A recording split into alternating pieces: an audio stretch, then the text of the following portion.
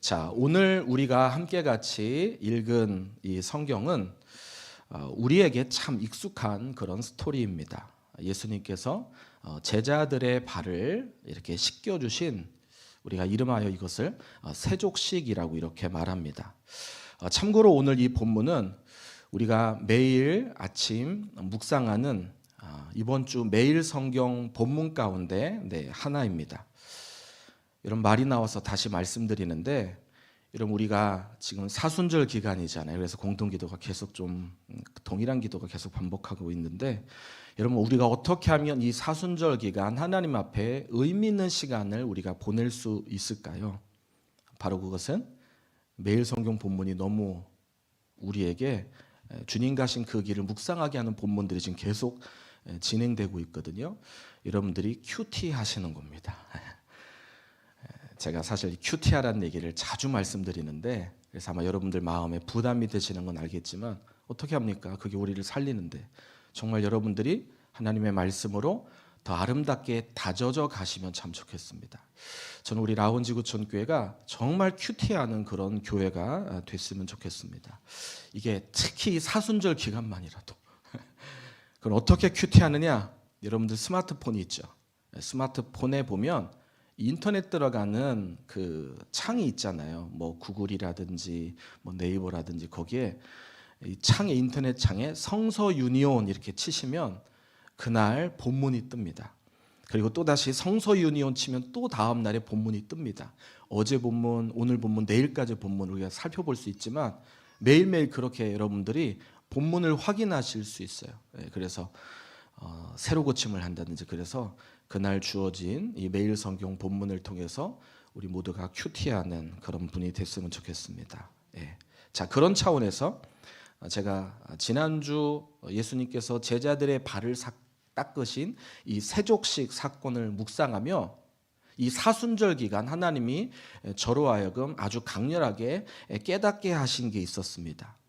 뭐냐면 예수님이 제자들의 발을 씻겨 주신 이것은 단순히 예수님께서 제자들에게 겸손의 모습을 보여준 그 이상의 의미가 있구나라는 것을 가르쳐 주셨어요. 알게 해 주셨어요. 여러분, 오늘 저는 이 의미를 오늘 여러분들과 함께 나누기를 원합니다. 자, 결론부터 말하면, 자, 오늘 이 세족식은 이제 이 뒤에 펼쳐질 예수님께서 십자가 지시는 일과 아주 밀접한 연관, 십자가가 무엇인지 드러내주는 지금 사건이 오늘 본문에 기록되어 있다는 것입니다. 자, 어떤 느낌인지 감이 좀 오시죠? 제가 이것을 생각하면서 전에 제가 이스라엘 갔을 때가 기억이 납니다. 제가 이스라엘에 성지순례 갔던 적이 있습니다.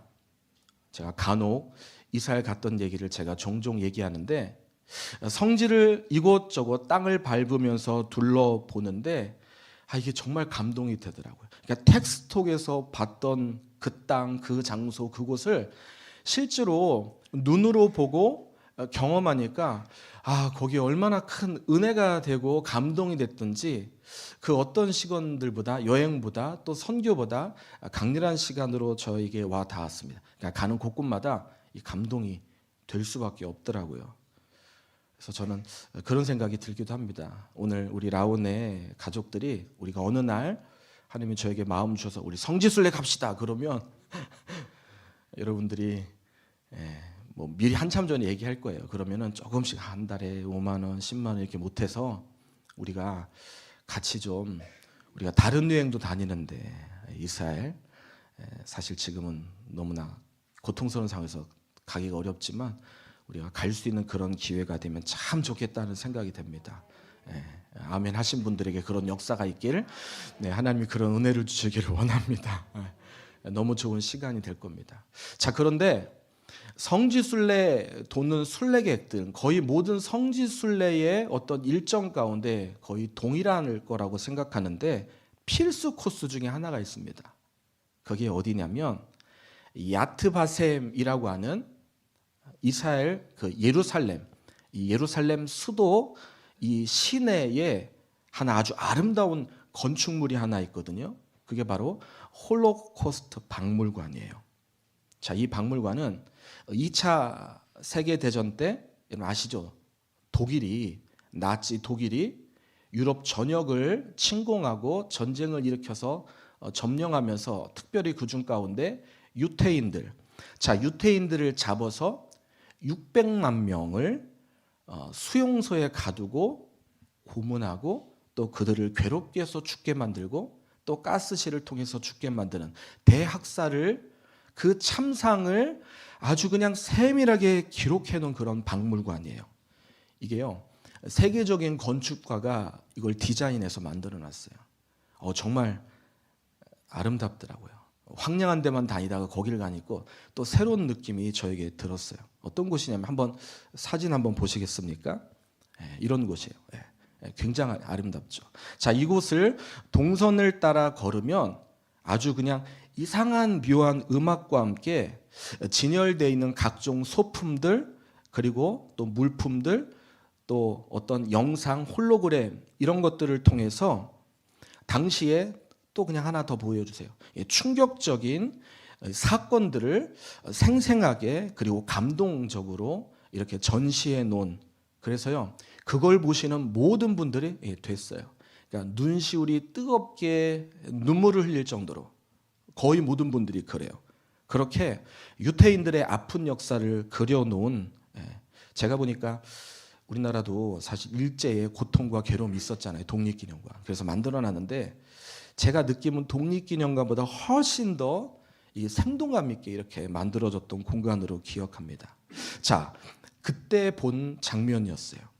당시 유럽 전역의 유태인들을 잡아서 그들을 수용소에서 가두면서, 자, 나치가 어떻게 했냐면 유태인들에게 개인의 옷을 벗기고, 그러니까 개인의 어떤 인격을 막산하는 거예요.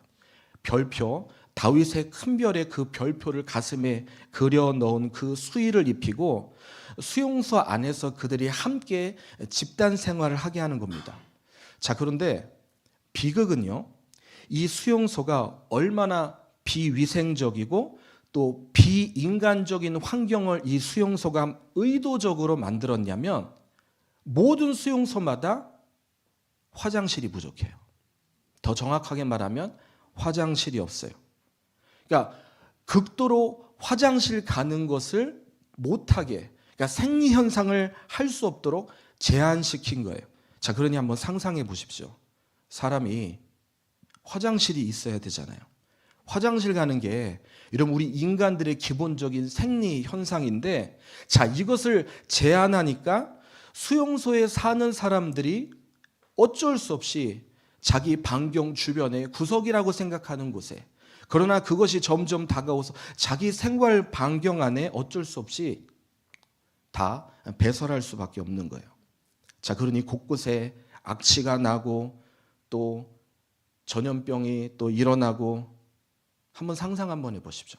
똑같은 별표 그려져 있는 수의를 입고 남녀가 똑같이, 이게 남성인지 여성인지 알지 못하게 다 머리를 밀어버리고, 게다가 씻게도 하지 못하게 하고 화장실 가는 것도 제한했으니까, 자, 유태인들이 이 수용소 안에서 점점, 참 표현이 그런데 짐승으로서 살아가는 겁니다. 자, 근데 이런 개한 이 나치의 중요한 이 독일인들의 의도가 있었어요. 뭐냐면 독일 군인으로 하여금 유태인들은 열등한 민족이야라는 것을 어거지로 일부러 보여주었던 거예요. 그러니까 유태인이 열등하다라는 것을 독일 군인들에게 이게 심어준 거였어요. 그러니까 개중에 독일 군인들 가운데 마음이 약했던 군인들이 처음에는 유태인들 이전에 인간이잖아요. 인간의 존엄을 생각하면서 그들을 대해 주었는데, 참 놀라운 것은요, 시간이 점점 지나면 지날수록 이 군인들조차도 그 사람을 짐승 다루듯 거친 폭력과 살인하는 것을 아무것도 아닌 것처럼 구타하고, 자, 그게 이 수용소 내에 일상이 되어버린 거예요. 제가요, 이게 얼마나 강렬한 경험이었냐면, 제가 집에 돌아와서 저희 가족들에게도 그 당시에 이 홀로코스트 얘기를 제가 해줬던 게 기억이 나는데, 제가 보고 나오면서 인간의 존엄, 인간이 어떻게 저렇게 악할 수 있는지 저도 그 박물관 나온 다음에 참 마음이 많이 힘들었던 기억을 합니다. 자, 그런데 놀라운 것은요, 그런 이 홀로코스터의 그 수용소 박물관의 그 삶이, 자, 전쟁이 길을 것 같았는데 어느 날 갑자기 2차 대전이 갑자기 종료되면서 놀라운 것은 그 수용소 안에 여전히 죽지 않고 살아있던 사람들이 있는 것을 발견하게 된 거예요. 전쟁 이후에.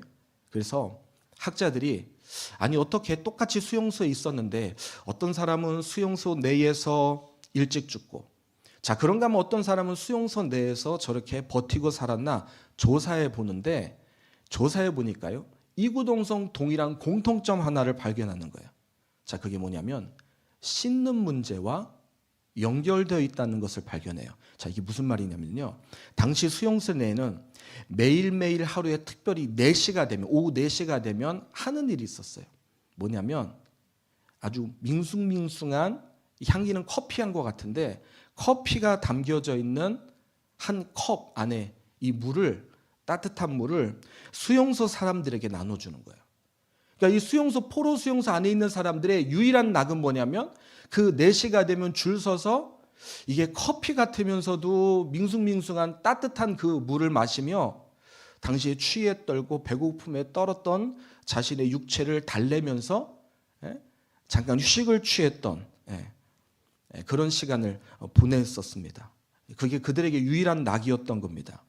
자, 근데 문제가 발생하는 거예요.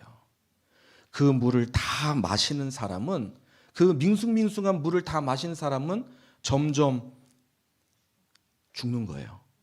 자, 반면에 개 중에는 그 물을 마시면서 그 물이 별로다라고 해서 생존을 위해서 조금은 마셨지만 그 물로 자기의 얼굴을 닦고 손을 닦고 그리고 자기 옷까지 헝겊에 그것을 적셔서 그리고 자기의 온몸을 닦았던 사람, 하여튼 상상해보세요. 얼마나 처절한 삶입니까? 자, 그런데 희한한 거는 그 행위가 생존율을 높였다라는 것입니다. 자, 그러니까 소수의 사람들에게, 자, 그들에게 나눠준 그 따뜻한 물, 커피 같았지만 그 커피의 향 속에 가려져 있는 그 물, 생존했던 사람들은 직감적으로 이 물을 내가 다 마시면 안 되는구나 라고 생각하고 어쩔 수 없이 생존을 위해서 물을 마시긴 하지만 남은 물을 가지고 자기의 몸을 식히면서 닦으면서 그렇게 지냈다는 것입니다. 그러니까 연구자들이 그런 사람들에게 그래서 이런 질문을 했대요. 아니 그 안에서 자기 몸을 씻는 게 무슨 의미가 있습니까? 왜? 온갖 주변은 다 악취가 진동해요.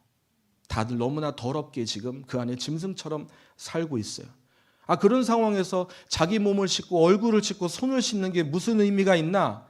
자, 그러니까 그 사람들이 하는 말이에요. 무슨 소리예요? 우린 짐승이 아니거든요. 우린 사람이거든요.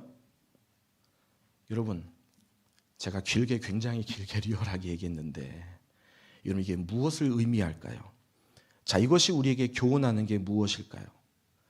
정결함 속에 나타나지는 생명의 역사가 있다라는 겁니다.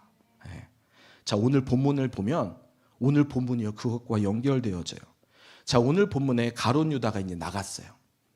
자, 그리고 이제 나간 그는 예수를 팔고 이제 예수님은 이제 십자가 지시는 거예요. 자, 예수님이 이제 붙들리셔야 되는 아주 절박한 상황이 된 겁니다. 자, 그런데 지금 예수님은 오늘 이 13장 1절에서부터 10절 보니까 굉장히 이상한 난해한 행동을 하십니다. 옷을 벗고 수건을 자기의 어깨에 두르면서 어떻게 하냐면 제자들의 발을 씻기는 거예요. 여러분, 근데 이것이 십자가라는 겁니다. 여러분, 십자가는요 예수님이 우리의 죄값을 치르는 것뿐만 아니라 또 다른 의미가 있는데요, 우리를 씻기시는 사건이다라는 것입니다. 여러분, 세족식에 이 의미가 내포되어 있다는 것입니다. 자, 그래서 오늘 이 세족식은 오늘 사순절 주님이 가신 그 길을 따라가며 주님이 가신 그 길에 어떤 의미가 있고 목적이 있는 우리에게 중요한 것을 교훈하고 있는데, 자, 두 가지를 함께 같이 살펴보길 원합니다. 먼저 첫 번째, 이 세족식은 예수님만이 우리를 유일하게 깨끗하게 하실 수 있는 하나님이시라는 거예요. 여러분, 예수님만이 우리를 유일하게 깨끗하게 하실 수 있는 하나님이시다 믿으십니까? 자, 오늘 본문에 보면 6절에 베드로가 이런 말을 해요. 베드로가. 자, 6절 보시면 자, 중간에 베드로가 이런 표현합니다. 베드로가 이르되 주여 주께서 내 발을 씻으시나이까?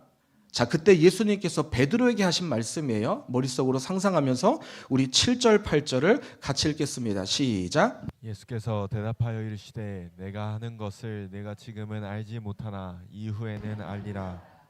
베드로가 이르되 내 발을 못하시나이다. 예수께서 대답하시되 내가 너를 씻어주지 아니하면 내가 나와 상관이 없느니라.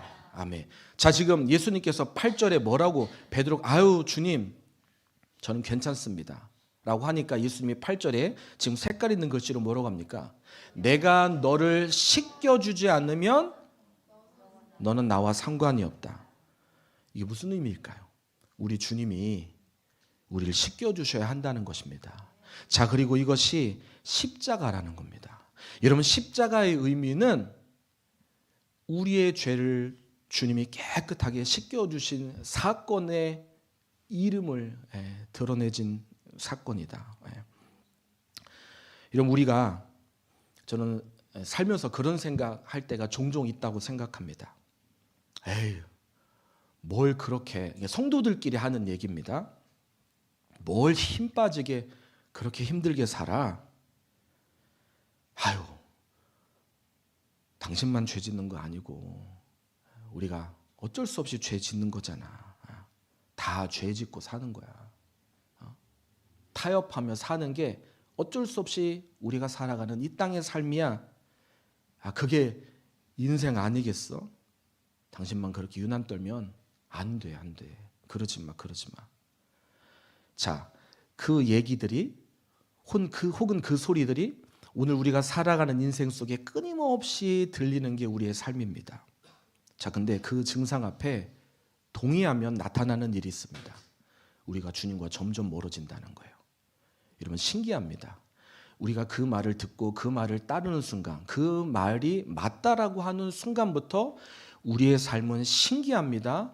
주님과 점점 아니 더 가까워져야 되는데 중요한 진리를 안 것 같은데 그렇지 않고 주님과 점점 더 멀어지게 된다라는 것입니다. 마치 아까 제가 앞에 길게 얘기한 수용소 그 안에 다수의 유태인들이 악취나는 그 공간 안에 아니 나만 씻는 게 무슨 의미가 있겠어? 라고 하면서 그것을 포기했을 때 그들에게 죽음이 임했던 것처럼 다 죽게 됐잖아요.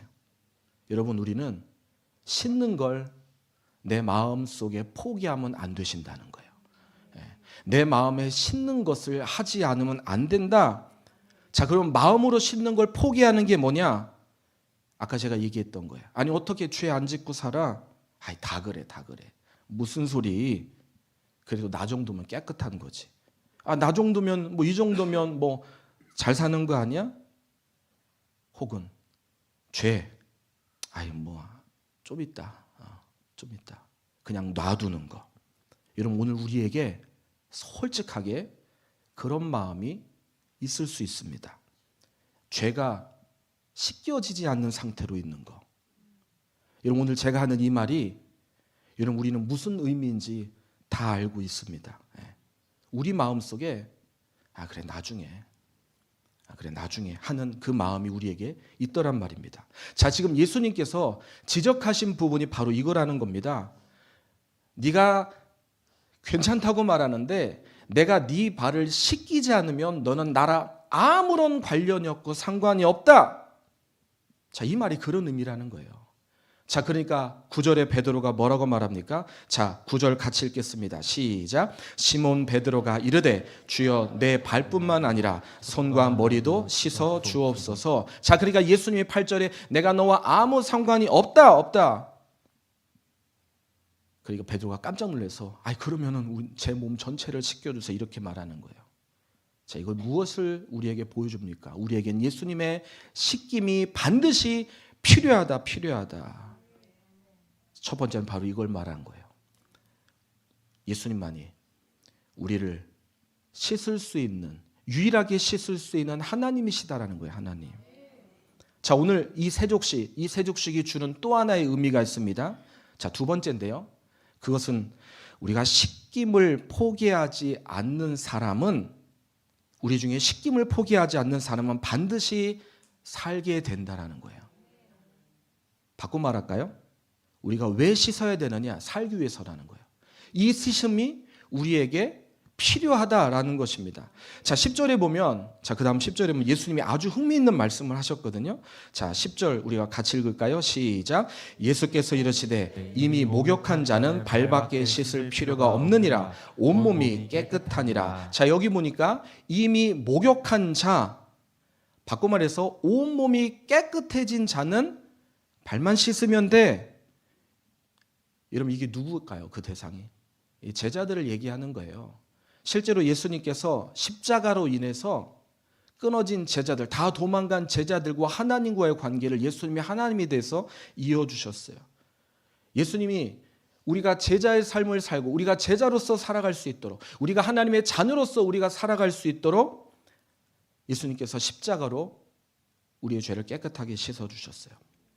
그걸 가리켜 성도라고 합니다. 성도. 오늘 우리가 성도예요. 왜 예수님이 제자들의 발을 씻어 주었냐?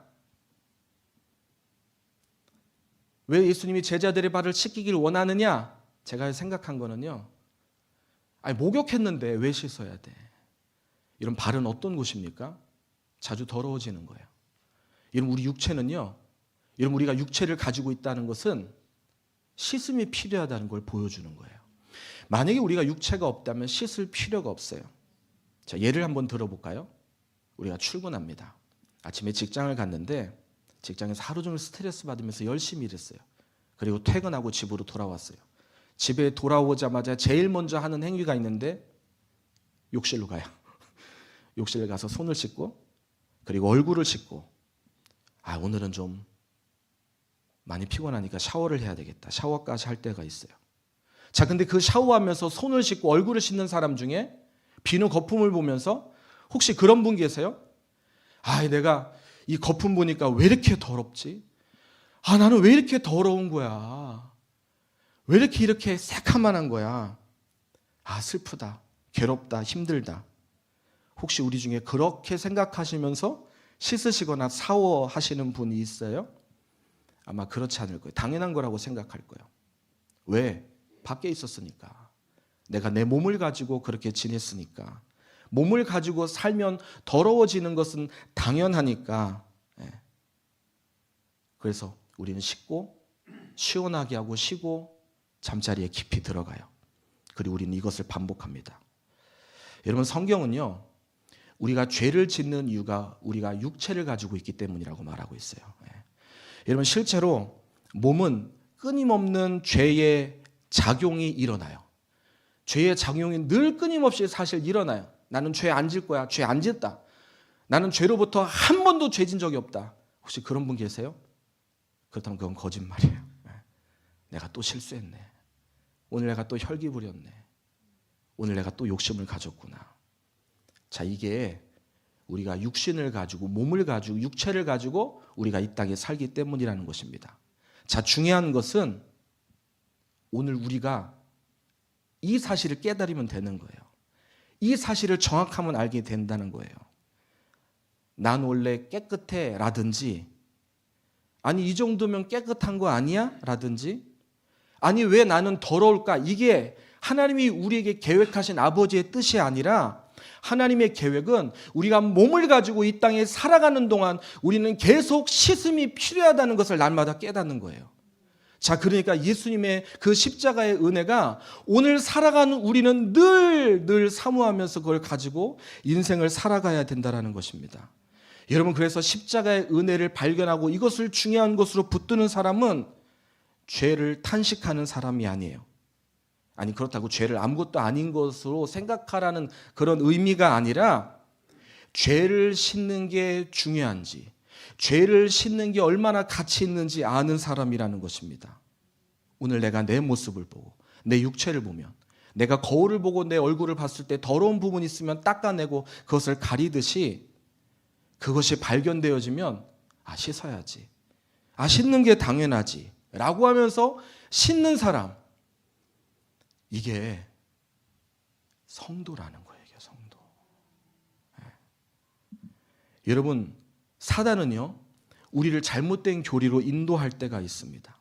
우리를 거짓 논리로, 예수님이 필요 없고, 아니 한 번이면 끝나지 뭘 또 해 라고 계속 우리를 속일 때가 있어요. 여러분, 우리가 그 속임수에 흔들리면 안 돼요. 흔들리면 안 돼요. 예수님의 그 얼마나요 지금요 교회 안에 퍼져 있는 각종 잘못된 이단, 잘못된 생각들, 사상들이 우리의 신앙을 무너뜨리고 우리가 그것으로부터 마치 깨끗한 양 그렇게 살기 호도하고 있는지 몰라요. 아까도 제가 얘기했죠. 우리가 그 예수님을 바라보고 우리가 씻는 것을 거부하는 순간, 여러분, 우리는 하나님으로부터 점점 멀어지게 되는 거예요.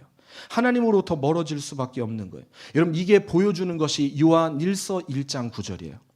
자, 우리 같이 한번 읽어보실까요? 자, 우리 같이 읽도록 하겠습니다. 시작. 만일 우리가 우리 죄를 자백하면 그는 미쁘시고 의로우사 우리 죄를 사하시며 우리를 모든 불의에서 깨끗하게 하실 것이요. 자, 만일 우리가 우리의 죄를 자백하면, 아니 이거는 그리스도인에게 한 얘기거든요. 자백이 뭘 필요합니까? 그렇게 하라는 거예요. 그렇게 해야 된다는 것입니다. 우리가 우리의 죄를 자백하면, 주님, 저는 죄인이에요. 주님, 저를 용서해 주세요. 저는 주님의 그 십자가 구속의 은혜, 마치 세족식을 통해서 주님이 우리를 깨끗이 씻기신 이 사건을 내가 알지 못하면 저는 흉측한 죄인이고 죽을 수밖에 없는 사람이에요 라는 것을 고백하는 거예요. 여러분, 이게 오늘 우리 모두가 서야 될 영적인 자리다라는 것입니다. 씻김을 포기하지 않는 사람에게 반드시 살게 되는 이 은혜가 있다. 저는 우리 모두가 이 은혜로 다시 새롭게 태어나는 저와 우리 모두가 되실 예수님의 이름으로 축복합니다. 아멘. 네, 말씀을 정리할게요. 여러분, 우리가요 언제 무너지는지 아세요? 제가 보니까요, 우리가 진짜 무너질 때가 있는데 그건 내가 죄를 지어서가 아니더라고요. 내가 죄가 있는데도 불구하고 내가 더 이상 나는 씻지 않겠다, 나는 씻을 필요가 없다라고 그렇게 생각하는 거라는 거예요. 여러분, 오늘 이 시간 우리의 마음속에 그런 생각이 혹시 있으세요? 하나님이 기뻐하지 않는 거, 하나님이 좋아하지 않는 거, 적어도 우리가 하나님의 성도고 자녀라면 주님, 오늘 이 죄를 또 씻어주세요. 마치 우리 예수님이 너희들은 다 깨끗하다, 목욕했다, 그런데 너희들이 발을 씻지 않으면, 발 씻는 게 싫으면, 몸 씻는 거 씻지 않으면 너는 나와 상관이 없어. 이것과 같다라는 것입니다. 오늘 우리의 몸도, 오늘 우리의 영혼도 새로워질 수 있는 방법, 누구든지 그리스도 안에 있으면 새로운 피조물이라. 이전 것은 지나갔으니 보라, 새 것이 되었도다.